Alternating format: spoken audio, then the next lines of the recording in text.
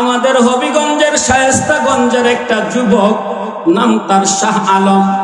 গতকাল তার বিয়ের তারিখ ছিল।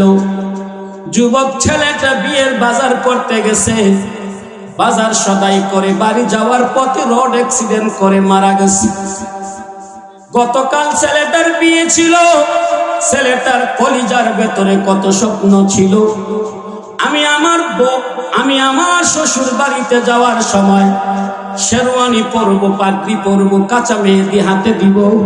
বন্ধুরা আমার গায়ে আলতু করে ধরে আমার আস্তে আস্তে গাড়িতে উঠাবে, আস্তে আস্তে গাড়ির থেকে নামাবে। আমি আমার দ্বিতীয় ইনিংসটা শুরু করব। এ যুবক, এমন স্বপ্নওয়ালা যুবকটা দুনিয়ার থেকে বিদায় নিয়ে চলে গেল। তার নিজের বাড়িতেও গেট সাজানো হইল, শ্বশুর বাড়িতেও গেট টাঙ্গানো হইল। শ্বশুর বাড়িওয়ালাদের ইচ্ছা আমার মেয়ের জামাইটা গেট দিয়া ঢুকবে, শ্বশুর আব্বার অন্তরটা বড় প্রশান্তি লাভ করবে। এ যুবক, যেই যুবকটা কাঁচা মেহেদি পরে, শেরওয়ানি পরে, পাগড়ি পরে গাড়ি নিয়ে তার শ্বশুর বাড়ির গেট দিয়ে ঢুকার কথা, ওই যুবকটার হাতে মেহেদি নাই, গায়ে রঙিন শেরওয়ানি নাই, মাথায় কিছু কাজ করা কোনো পাগড়িটা পর্যন্ত নাই। এ যুবক নিজের গাড়ি দিয়ে যায় নাই, এমন এক গাড়িতে করে শ্বশুর বাড়ি ঢুকলো, যেই গাড়িটা নিজে চালাইতে পারে নাই, ড্রাইভারেও চালায় না, গাড়ির কোনো চাকাই নাই। চারজনে চারদিকে ধরে যুবকটারে নিয়ে গেছে শ্বশুর বাড়িতে। শ্বশুর বাড়িটা বেড়াইছে মৃত অবস্থায়, লাশ অবস্থায়, কাফন পরা অবস্থায়। পরশুদিন বিকেলে তাকে দাফন করা হয়ে গেছে। এ বাবা, আজকের বয়ান হয়তো আপনার জীবনের শেষ বয়ান হতে পারে, আমার জীবনের শেষ বয়ান হতে পারে। মন লাগায় কথাগুলো শুনবেন। জান্নাতে যদি যেতে চান, 3 গুণওয়ালা মানুষ হতে হবে। 1 নাম্বার, মান আকালা তয়্যিবান, যারা হালাল খানা খাবে তারা জান্নাতে যাবে। সুবহানাল্লাহ। কি খানা খাবে? আরো জোরে কর। যারা হালাল খানা খাবে তারা জান্নাতে যাবে। আমার বাবা, আমার সমাজের কত মানুষ মাস্তানি করে, আমি যে সুদ খাই আমার পরিবারের মানুষ জানে না। এ বাবা, কেউ যেটা জানে না ওইটা কে জানে? আমার মতো আঙ্গুলটা উঁচু করে আল্লাহ কিছু একটা ডাক দেন, আল্লাহ। হয় নাই? আরো জোরে আল্লাহ। না না, আরো জোরে আল্লাহ। কেউ যেটা দেখে না, কে দেখে? আল্লাহ বলেন, ইয়া'লামু খাইনাতাল আ'য়ুনি ওয়া মা তুখফিস সুদূর।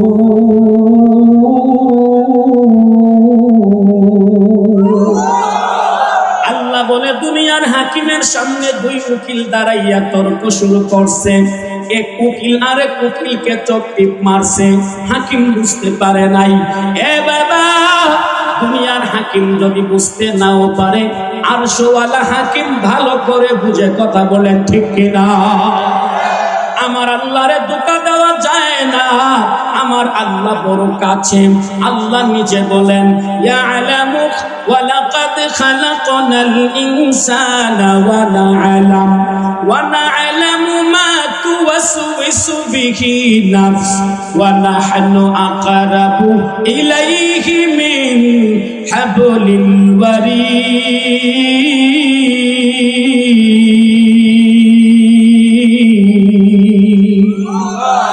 আল্লাহ বলে, বান্দা ধোঁকা দেওয়ার চান্স আমার সাথে নাই। আমি আল্লাহ তোমার শাহরুখের চাইতে আরো কাছে থাকি। কত বাবাদের প্রশ্ন, হুজুর গো, আল্লাহকে তো কোনোদিন দেখলাম না। ও বানিয়াচঙ্গের বাবা, আমার আল্লাহকে দেখার জন্য বেশি দূর যাওয়া লাগবে না। আগামীকাল সকালবেলা ফজরের নামাজটা পড়ে আপনার বাড়ির পুকুর পাড়ে কতক্ষণ হাঁটাচলা করবেন, পুকুর পাড়ের গাছগাছালির দিকে তাকাবেন, আমার আল্লাহকে ওখানে দেখতে পাইবে। বর্গে দরখতান সবজ দর নজরে হুশিয়ার ভরওয়ারাকে দফতরিস মারিফতে কেরদেগার। কবি ফার্সি ভাষায় চমৎকার করে কয়, পুকুর পারে অনেক রকমের গাছ আছে, আম গাছ, জাম গাছ, কাঁঠাল গাছ, লিচু গাছ, লেবু গাছ, পেঁপে গাছ, সব গাছের পাতার রং হলো সবুজ। কিন্তু বাবা, আম গাছের পাতার সাথে জাম গাছের পাতার মিল নাই, জাম গাছের পাতার সাথে কাঁঠাল গাছের পাতার মিল নাই, কাঁঠাল গাছের পাতার সাথে পেয়ারা গাছের পাতার কোনো মিল নাই। কালার এক, সবুজ কালার, ডিজাইন কিন্তু ভিন্ন। একটা কালারের ভেতরে এত ডিজাইন দিতে পারে যিনি, তিনি কে?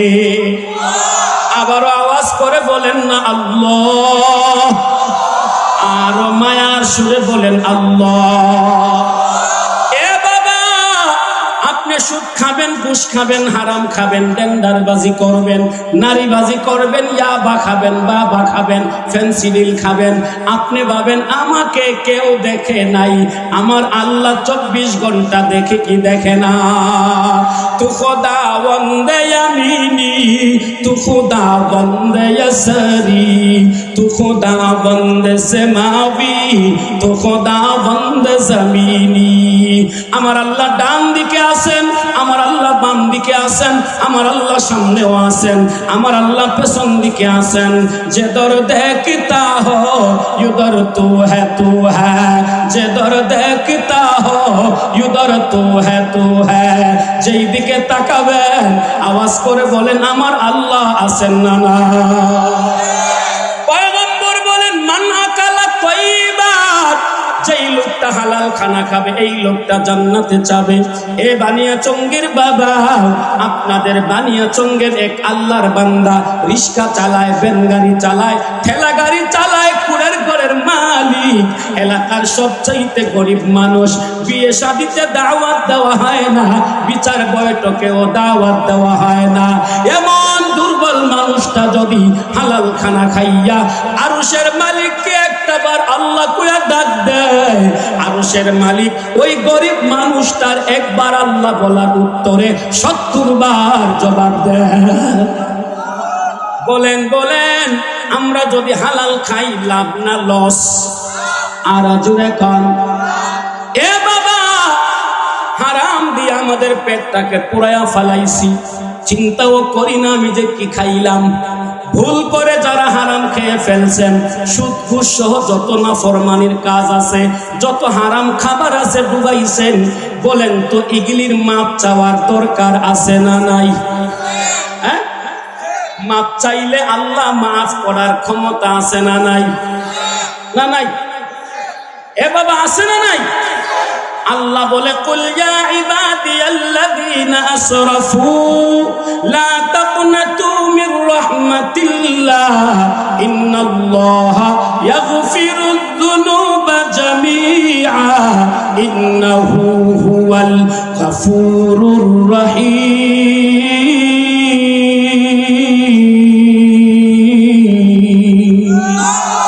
আল্লাহ বললে বান্দা তুই যত গুনাহ করস না কেন আমার কাছে তওবা কর, আমার কাছে চা, চাইতে দেরি হয় আমি মাফ করতে দেরি হয় না। আপনাদের এই নতুন বাজারের খতিব সাহেব হুজুরে জুমআর দিনে খুতবা দেন কি দেন না? খতিব সাহেব কে? এই যে হুজুর, হুজুর জুমা পড়ায় কেন? মাশাআল্লাহ, আপনারা তো ভাগ্যবান, একজন খতিব পাইছেন, খতিবের মতো খতিব। আল্লাহু আকবার। হুজুর প্রতি জুমায় দ্বিতীয় খুতবাতে একটা হাদিস পড়েন। শুধু নতুন বাজার মসজিদের খতিব সাহেব হুজুর না, সারা দুনিয়ার যত খতিব আছেন সব খতিবরা জুমার দিনে একটা খুতবাতে দ্বিতীয় খুতবায় একটা হাদিস পড়েন। আরহামু উম্মতি বিউম্মতি আবু বকর ওয়া আশাদ্দুহুম ফি আমরিল্লাহি উমর। নবীর সাহাবীদের ভেতরে সবচাইতে নরম দিলওয়ালা সাহাবীর নাম হযরতে আবু বকর রাদিয়াল্লাহু তাআলা আন। নবীর সাহাবীদের ভেতরে সবচাইতে শক্ত দিলওয়ালা সাহাবী হযরতে ওমর রাদিয়াল্লাহু তাআলা আন। একবারের ঘটনা, হযরতে ওমর রাদিয়াল্লাহু তাআলা আনহু বাড়ি থেকে বের হইছেন, কোথাও যাবেন। কিছু দূর যাওয়ার পরে রাস্তায় তাকায়া দেখতেছেন একটা যুবক সাহাবী কান্না করতেছে। এমন ভঙ্গিমায় কান্না করতেছে, ওমরের মতো শক্ত দিলওয়ালা মানুষটা নিজের কান্না থামাইতে পারলেন না। ও বানিয়াচঙ্গের বাবা, আপনাদের এলাকায় যদি কেউ মারা যায়, সকালবেলা মৃত ব্যক্তির বাড়িতে যাওয়ার পর মৃত ব্যক্তির আত্মীয়দের কান্না দেখলে আপনাদেরও চোখের কোণায় পানি আসে কি আসে না? হযরতে ওমর যুবকের কান্না দেখে নিজের কান্না থামাইতে পারলেন না। পয়গম্বরের সাহাবী ওমর যুবকের সাথে তাল মিলায়া কান্না শুরু করলেন। দীর্ঘ সময় পর্যন্ত কান্না করে হযরতে ওমর প্রশ্ন করলেন, এ যুবক, কেন কাঁদো? কান্নার কারণ জানতে চাই। যুবকটা বলে, ভাই, আমি কেন কাঁদি আমার কান্নার কারণ আপনাকে বলবো না। যদি আমাকে নবীর কাছে নিয়ে যান, আমি আমার নবীর কাছে কান্নার কারণ বলবো। পয়গম্বরের সাহাবী ওমর প্রশ্ন করলেন, ভাই, কত সময় ধরে তুমি কাঁদতেছো? যুবক ডাক দিয়া কয়, ও ভাই ওমর, 1-2 ঘন্টা ধরে আমি কাঁদতেছি না, একটানা 3 দিন ধরে এই রাস্তায় পড়ে আমি কাঁদতেছি। হযরতে ওমর যুবকটাকে সাথে করে নবীর কাছে গেলেন, নবীর দরজায় গেলেন। দরজায় গিয়ে ওমর বললেন, যুবক, একটু বাহিরে দাঁড়াও, আমি আমার নবীর হালতটা দেখে আসি। পয়গম্বরের সাহাবী ওমর আমার নবীকে সালাম দিলেন, অনুমতি নিয়ে নবীর ঘরে ঢুকলেন। আমার মায়ার নবী তাকায়া দেখতেছেন হযরতে ওমরের চোখের ভেতরে পানি। নবী ডাক দিয়া বলে, মায়ুবকি কায়া ওমর, এ ওমর, তোমার চোখের ভেতরে পানি কেন? পয়গম্বরের সাহাবী হযরতে ওমর বলেন, ও পয়গম্বর, আপনার একটা যুবক সাহাবী রাস্তায় পড়ে এমন ভঙ্গিমায় কান্না শুরু করেছে, আমি ওমরের মতো শক্ত দিলওয়ালা আমার কান্না থামাইতে পারি নাই। যুবকের সাথে তাল মিলাইয়া আমিও কাঁদতেছি। ওগো পয়গম্বর, যুবকটা আপনার সাথে দেখা করতে চায়, কথা বলতে চায়, কান্নার কারণ বলতে চায়। আমার মায়ার নবী অনুমতি দিয়া দিলেন। যুবকটা আমার নবীর কাছে সালাম দিয়া ঢুকলো। আমার নবীর চেহারাটা দেখা যুবকটা আরো বেশি করে কান্না শুরু করলো। আমার নবী ডাক দিয়া বলে, যুবক, কান্না থামাও, কেন কাঁদো? কারণ বলো। যুবকটা আরো কাঁদে, আরো কাঁদে, আরো কাঁদে, বারবার বলে, ও পয়গম্বর, আমি মারাত্মক অপরাধ করেছি। আমার নবী ডাক দিয়া বলে, আরে যুবক, তোমার অপরাধটা কি আসমান জমিনের চাইতে বড়? যুবক বলে, হ্যাঁ হ্যাঁ, ওগো পয়গম্বর, আমার মন বলে আমার অপরাধটা আসমান জমিনের চাইতে বড়। আমার নবী আশ্চর্য হয়ে গেলেন, ডাক দিয়া বলেন, আরে যুবক, তোমার অপরাধটা কি আল্লাহ পাকের আরশের চাইতেও বড়? যুবক বলে, হ্যাঁ, আমার অপরাধটা আল্লাহ পাকের আরশের চাইতেও বড়। আমার নবী ডাক দিয়া কয়, কি বলো যুবক, তোমার অপরাধটা কি আল্লাহ পাকের দয়ার চাইতেও বড়? যুবক বলে, হ্যাঁ, আমার অপরাধটা আল্লাহ পাকের দয়ার চাইতেও বড়। আমার নবী ডাক দিয়া বলে, যুবক, কি অপরাধ করছো বলো? এইবারে যুবক ডাক দিয়া কয়, পয়গম্বর, আমি পেশায় একজন কাপন চোরা। মদিনায় যদি কেউ মারা যায়, লাশটাকে রাতের বেলা কবর খনন করে কাপনের কাপড় গুলা খুইলা বাজারে দৌত করে বিক্রি করে আমার সংসার চালাই। ওগো পয়গম্বর, আজ থেকে 3 দিন আগের ঘটনা, মদিনায় একজন সুন্দরী মহিলা মারা গেল। আমার কাছে খবর আসলো, রাতের বেলা আমি কবরের কাছে গেলাম। কবরের মাটিগুলা সরাইয়া মেয়েটার গা থেকে কাপন গুলা খুলে বাড়ির পথে রওনা হয়ে গেলাম। কত দূর আসার পর তাকায়া দেখি ইবলিস আমার সামনে দাঁড়ায়া আছে। জিজ্ঞাসা করলাম, তুমি কেন দাঁড়াইছো? ইবলিস কয়, পরামর্শ দেওয়ার জন্য। কি পরামর্শ দিবা? ইবলিস ডাক দিয়া কয়, এরে কাপন চোরা, সারা জীবন তুমি কাপন চোরা থাকবা। যেই মেয়েটার গা থেকে কাপন মন খুলে আনছো, এমন মেয়েকে জিন্দেগিতে তুমি বিয়ে করতে পারবা না। আমি একটা পরামর্শ দেই, কাপন চূড়া তুই তার কবরে যাবি, মেয়েটার সাথে কবরস্থানে জিনা করবি। মেয়েটার সাথে যদি কবরস্থানে জিনা করো, মেয়েটা তোমাকে বারণ করতে পারবে না, কারণ মেয়েটা এখন ডেড বডি হয়ে পড়ে আছে। কাপন চূড়া ডাক দিয়া কয়, আবু পয়গম্বর, ওই ইবলিসের পরামর্শ আমার অন্তরে জায়গা করে নিছে।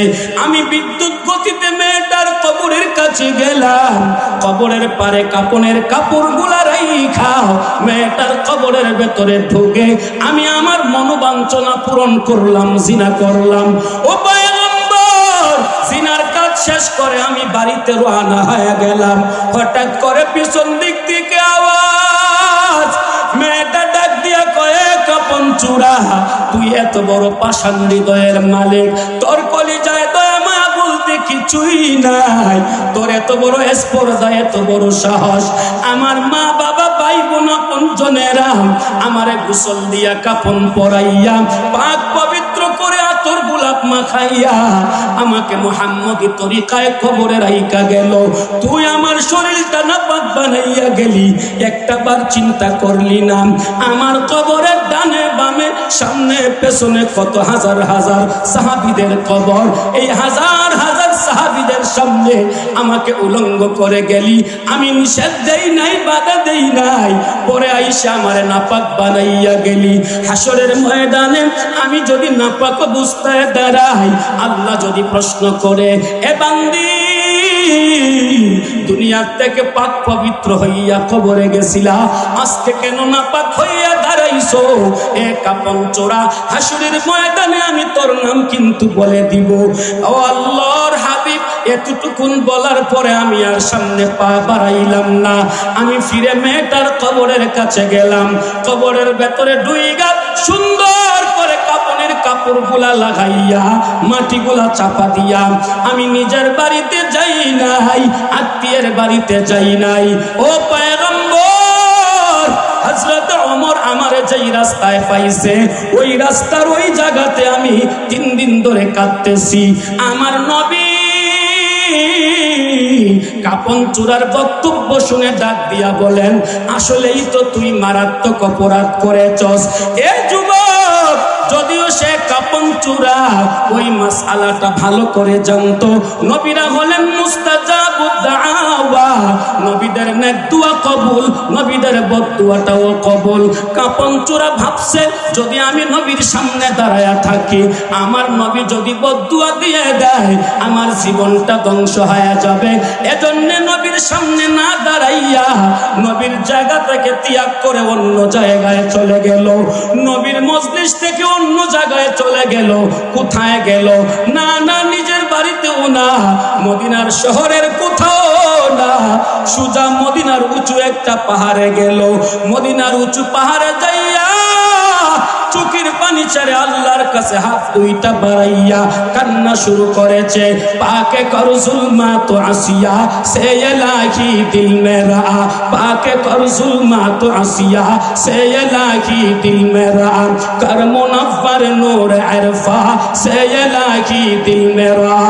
আল্লাহ, জিনা তো জিনা, কবরস্থানের ভেতরে জিনা, জিনা তো জিনা, মৃত মহিলার সাথে জিনা, আমার মতো অপরাধ আপনার জমিনে আর কেউ করে নাই।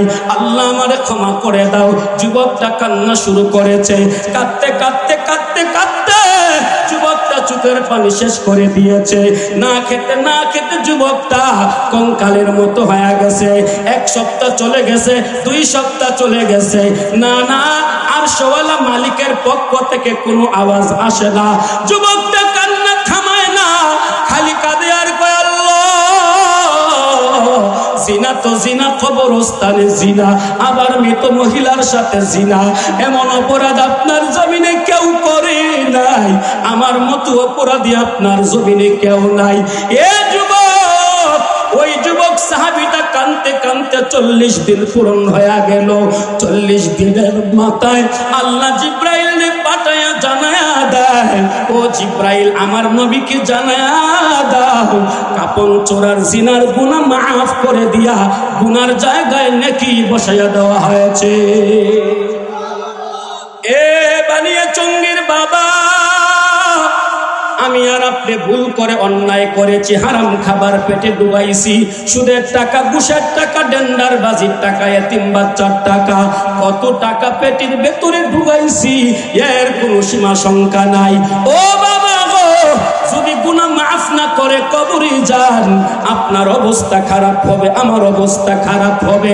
আজকে চলতেছে শাবান মাসের 24 তারিখ, আর মাত্র 6 দিন বা 5 দিন পরে রমজান মাস।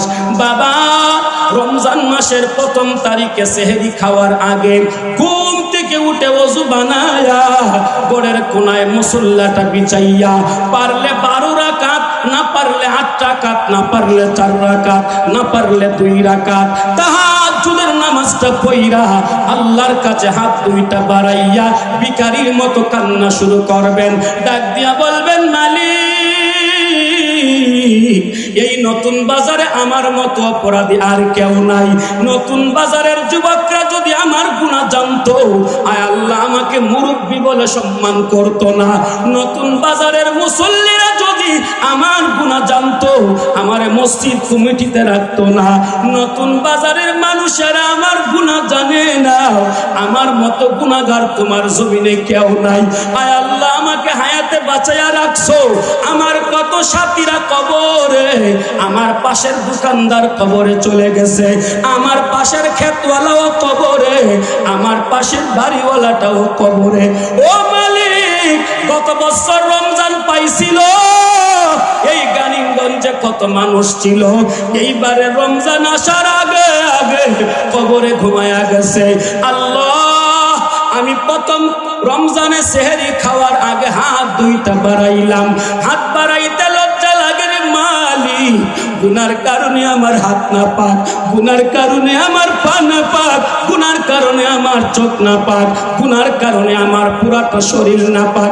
আমার গুনাহ এত বেশি, আসমান চুই চুই হয়ে গেছে আমার গুনাহ। ও আল্লাহ, তুমি তাকায়া দেখো, প্রথম সেহরি খাওয়ার আগে তাহাজ্জুদ পড়ে বাতিটা নিবাইয়া দরজাটা লাগাইয়া অন্ধকারের মধ্যে আমি তোমার কাছে বুড়া বয়সে হাত বাড়াইছি। আল্লাহ, আমি না জানিয়া ভুল করে সুদ খাইছি, ঘুষ খাইছি। আল্লাহ, কত নাফরমানি আমি করছি, আমি কত হারাম কাজ করছি। আল্লাহ, আমি তোমার কাছে তাওবা করি, কানটা না খাই, জীবনে আর কোনোদিন গুনাহ করব না। এ বাবা, আপনি আল্লাহর কাছে বিনায়া বিনায়া চোখের পানি ছাড়তে দেরি হয়। আসা রাব্বুকুম আইয়ুকাফিরা আনকুম সাইয়্যাতিকুম, আপনার গুনার জায়গায় নেকি বসতে দেরি হবে না। বলেন বলেন, আপনারা জান্নাতে যাইতে চান কি চান না? কে কে জান্নাতে যেতে চান? সবাই আপনার মন বিরক্ত হইতেছেন নাকি? আপনার যারা জান্নাতে যাইতে চান খেয়াল করে শুনেন, মনোযোগ আছে তো? যারা জান্নাতে যাইতে চান একটু মন লাগাইয়া শুনবেন।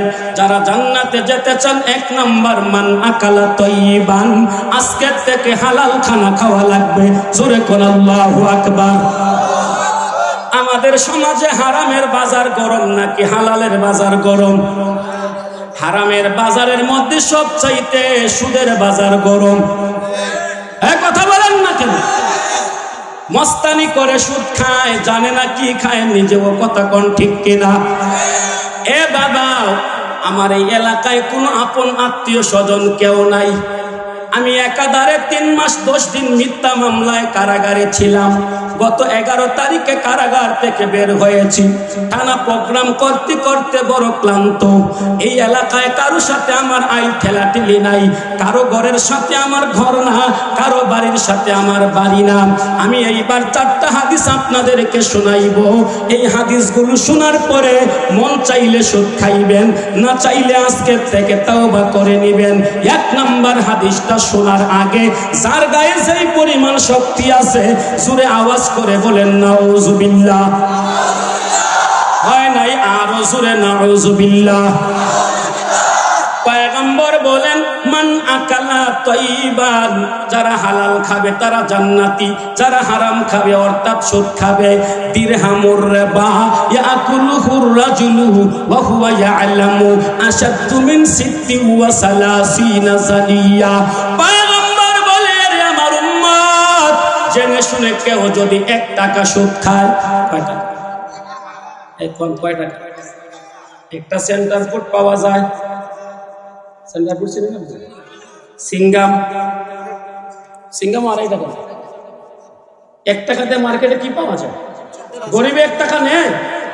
পয়গম্বর বলে দিরহামুর রিবা ইয়াকুলুহুর রাজুলু ওয়া হুয়া ইয়ালামু আশাদ্দু মিন সিত্তি ওয়া সালাসিনা জানিয়া। এরে আমার উম্মত, জেনে শুনে কেউ যদি 1 টাকা সুদ খায় 36 বার জিনা করার গুনাহ তার আমলনামায় লেখা হয়। আরে নাউজুবিল্লাহ, মুখ দিয়ে আসলো না, জোরে কোন, আরো জোরে হাত তুলে বলেন নাউজুবিল্লাহ। একবার জিনা করলে লাভ না লস? কেমন অপরাধ হবে জানেননি? আল্লাহ তাআলা বলেন একজন অবিবাহিত নারী আর পুরুষ যদি একবার জিনা করে, কয়বার?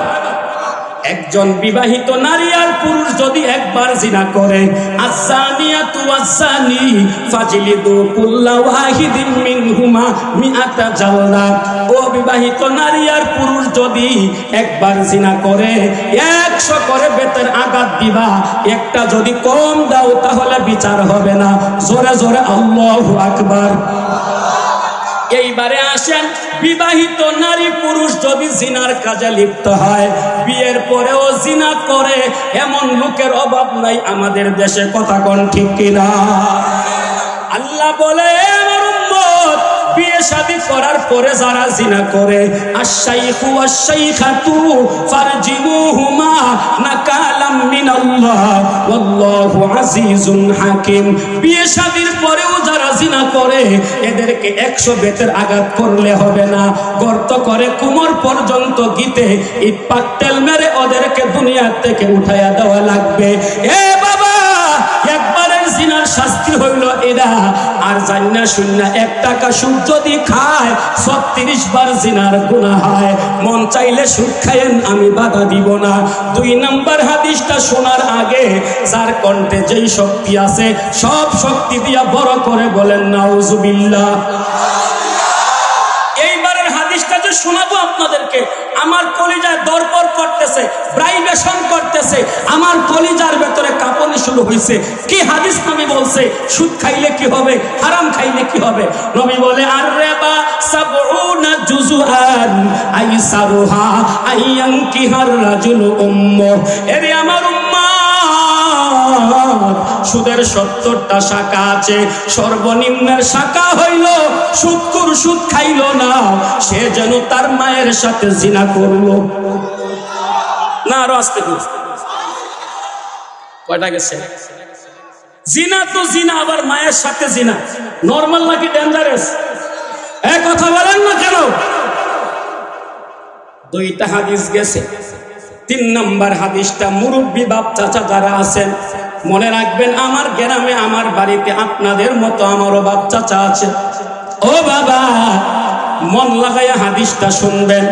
রিটিং বলার আগে অনুবাদটা একটু শোনায়া যায়। আমার নবী কয়, একটা সুদের লেনদেন করতে 4 দল মানুষ লাগে। কয় দল? সুদের কারবার করতে কয় দল লাগে? 1 দল সুদ দেয়, আর 1 দলে নেয়। কয় দল? আর 1 দলে লেখা দেয়। কয় দল? আর 1 দলে সাক্ষী দেয়। কয় দল? পয়গম্বর বলে, যে সুদ খায়, যে সুদ দেয়, যে সাক্ষ্য দেয়, যে লেখা দেয়, এরা একজনের চাইতে আরেকজন কম গুনাহগার না, এরা সবাই সমান গুনাহগার। লাআনা রাসূলুল্লাহি সাল্লাল্লাহু আলাইহি ওয়াসাল্লাম আকালার রিবা ওয়া মুকালাহু ওয়া কাতাবাহু ওয়া শাহিদাইহি ওয়া ক্বালাহুম সাওয়া। পয়গম্বর বলেন, সুদদাতা, সুদগ্রহীতা, সুদের সাক্ষ্যদাতা, সুদের লেখক, 4 দল মানুষ সমান সমান অপরাধী। 4 দলের উপরে আল্লাহর নবী লানত করেছেন। জোরে আওয়াজ করে বলেন নাউজুবিল্লাহ। 3টা গেছে, 3টা। যেই যুবকরা পরবর্তীতে শুনাইতে পারবে হাদিসগুলো আমার পক্ষ থেকে পুরস্কার দেব। 4 নাম্বার হাদিসটা রেডি আছেন? আতাইতু লাইলাতান উসরি বি আলা কওমিন বুতুনুহুম কালবুয়ুত ফিহাল হায়াত তুরা মিন খারিজি বুতুনিহিম তুরা মিন খারিজি বুতুনিহিম।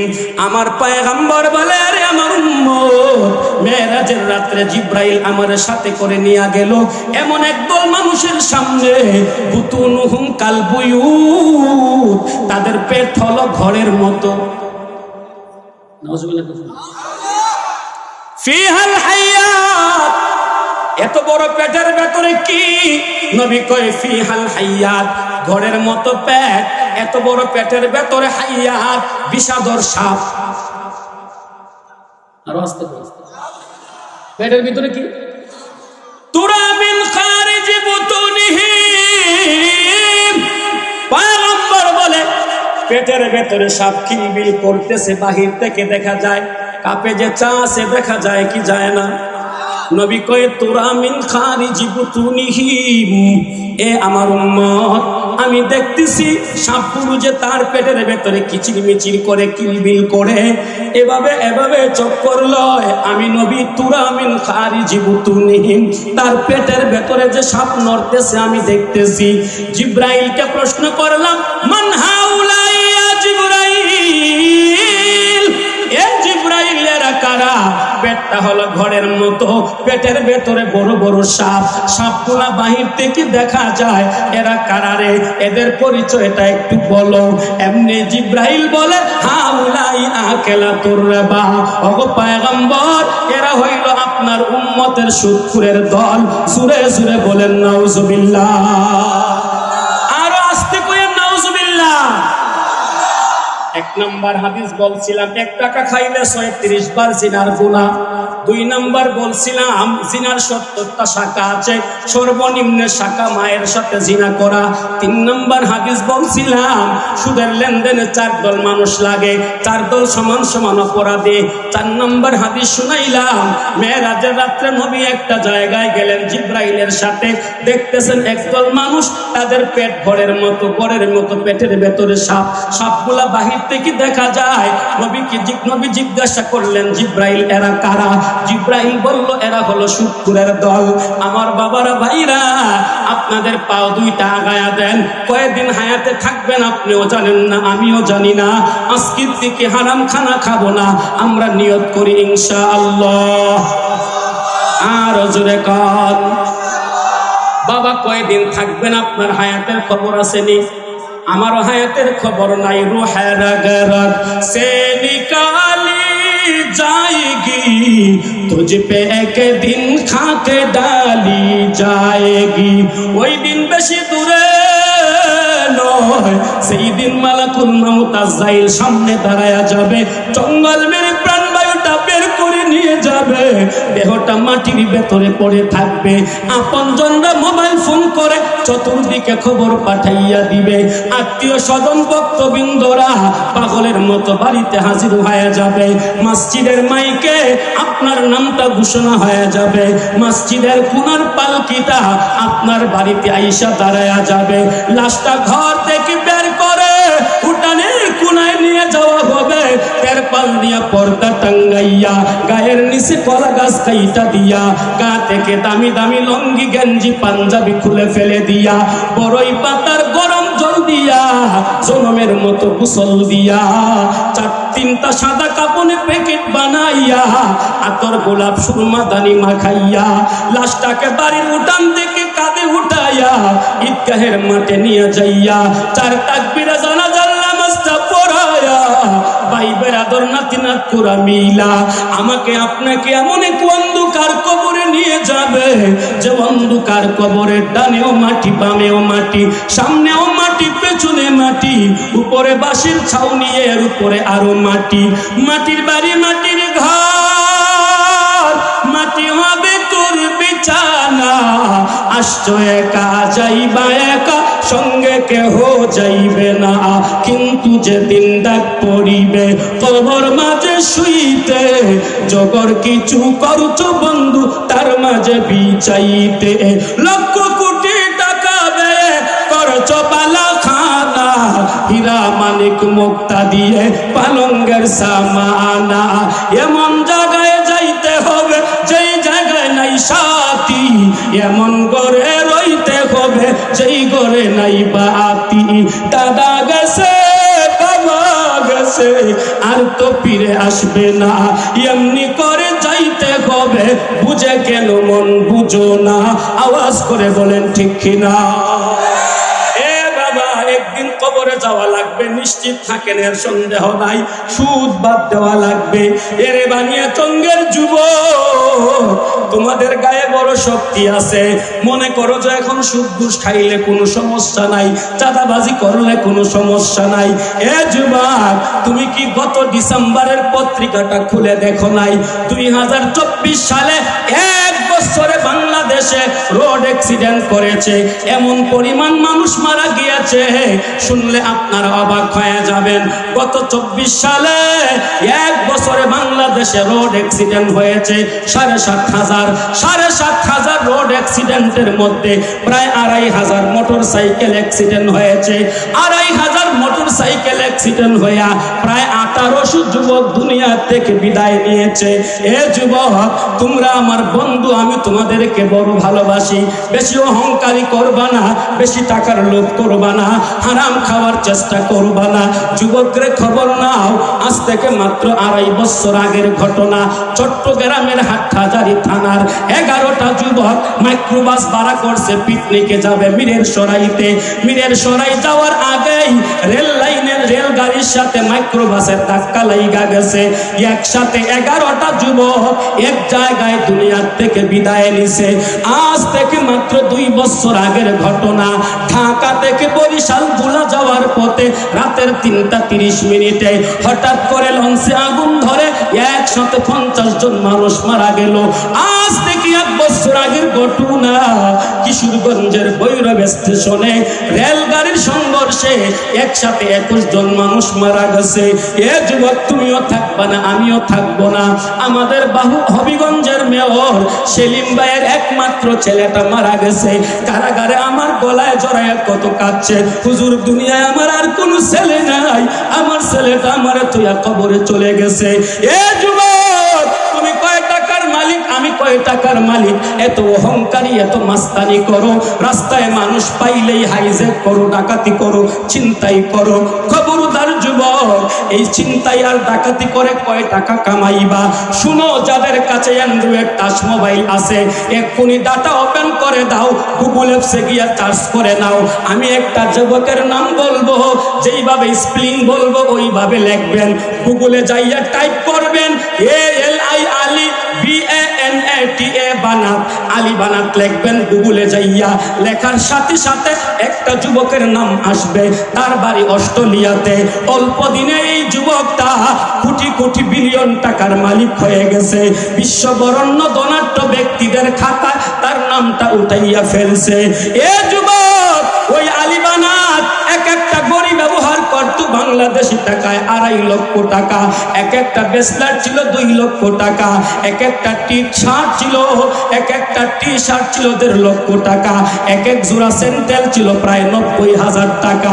এ যুবক, বিশ্বের এমন কোন ব্র্যান্ডের গাড়ি নাই সেই গাড়ি সে ব্যবহার করে নাই। ওই যুবক আলী বানাত একদিন সকালবেলা রেস্তোরাঁয় নাস্তা করতে ঢুকলো, নাস্তা শেষ হইয়া গেল, সার্ভিসম্যানকে বললো আমাকে 1 কাপ চা দাও। সার্ভিসওয়ালা চা নিয়ে আসলো, গরম চাটা আলী বানাত জিহ্বায় লাগাইতে দেরি হয়, জিহ্বায় ঠসা উঠতে দেরি হয় নাই, জিহ্বায় টুয়া উঠতে দেরি হয় নাই। জিহ্বায় যখন ঠসা উঠে গেছে, গরম চা লাইগা আলী বানাতের জিহ্বায় জ্বলাপোড়া শুরু হয়ে গেছে। আস্তে করে আলী বানাত বাসায় চলে গেল। বাসায় যাইয়া চিন্তায় পড়ে গেছে, কি ব্যাপার, কেন থেকে কি হয়ে গেল, আমার জিহ্বা তো প্রচুর জ্বলাপোড়া করতেছে। ডাক্তার কল করলো, ডাক্তার পাগলের মতো হাজির হয়ে গেল, টেকমিন দিয়ে বিদায় দিল। না না, একদিন, 2 দিন, 3 দিন পার হয়ে গেল, আলী বানাতের জিহ্বা ভালো হয় না, আলী বানাতের জিহ্বার জ্বলাপোড়া কমে না। এবার আলী বানাত তার প্রাইভেট বিমান দিয়া হংকং ফ্লাইট করলো, হংকং যায় চিকিৎসা নেওয়া শুরু করলো। একটানা 1 মাস চিকিৎসা নিল। 1 মাসের মাথায় হংকং এর ডাক্তাররা গোল টেবিলের বৈঠক করে জানায়া দেয়, এ আলী বানাত ভাই, আপনাকে বাঁচানো আমাদের পক্ষে সম্ভব না, গরম চা জিহ্বায় লেগে ঠসা উঠে গেছে, আপনার জিহ্বায় ঠসা উইটা ক্যান্সার হয়ে গেছে, আপনাকে বাঁচানো সম্ভব না, আর কয়েক সপ্তাহ পরে আপনি দুনিয়া থেকে বিদায় নেবেন।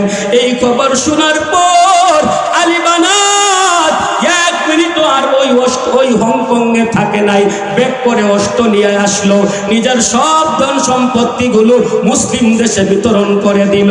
3-4 মাস পরে আলী বানাত দুনিয়ার থেকে বিদায় নিয়ে কবরে চলে গেল। এ আমার বানিয়ে চঙ্গের যুবক, এত মস্তানি আর অহংকারী করিও না, তুমিও কবরে যাইবা, আমিও কবরে যাব। এই তো সামনে রমজান আসতেছে, আমার দেশের যুবকরা খালি রমজানে রোজা রাখে, নামাজ পড়ে না, নামাজ পড়লেও খালি তারাবি পড়ে, তারাবি পড়লেও মাত্র 2-3 দিন পরে, বাকি মাসের খবর রাখে না। যুবক ভাই, তোমাদের পায়ের নিচে হাত রেখে বলে যাই, এইবারের রমজান কি শেষ রমজান মনে করে অতীতের গুনার জন্য শর্মিন্দা হইয়া ভবিষ্যতে নাফরমানি না করার ওয়াদা করে এবারের রমজানটা আমরা কাটাইতে রাজি আছি না নাই? কে কে আসি দেখে হাত তুলে, কে কে আসি হাত তুলে, হ্যাঁ রাজি আছেন আপনারা? মান আকালা তয়্যিবান, যেই লোকটা হালাল খাবে এই লোকটা জান্নাতে যাবে, সুবহানাল্লাহ কোন। 2 নাম্বার, ওয়া আমিলা ফি সুন্নতিহি, আমার নবীর সুন্নাত মতো যে চলবে সে জান্নাতে যাবে, আল্লাহু আকবার। 3 নাম্বার, ওয়া আমিনান নাস বাওয়াইকাহু, এলাকার মানুষ যার হাত থেকে নিরাপদ থাকবে, যার শক্তির থেকে নিরাপদ থাকবে, যার শরীর থেকে নিরাপদ থাকবে, এই মানুষটাও জান্নাতে যাবে। আপনারা যারা বসছেন জান্নাতে যেতে চান কি চান না? কে কে চান দেখে হাত তুলেন। আল্লাহ আমাদেরকে জান্নাতবাসী করেন, সকলে বলুন আমিন। বাকি কথা আমাদের সভাপতি সাহেব বলবেন।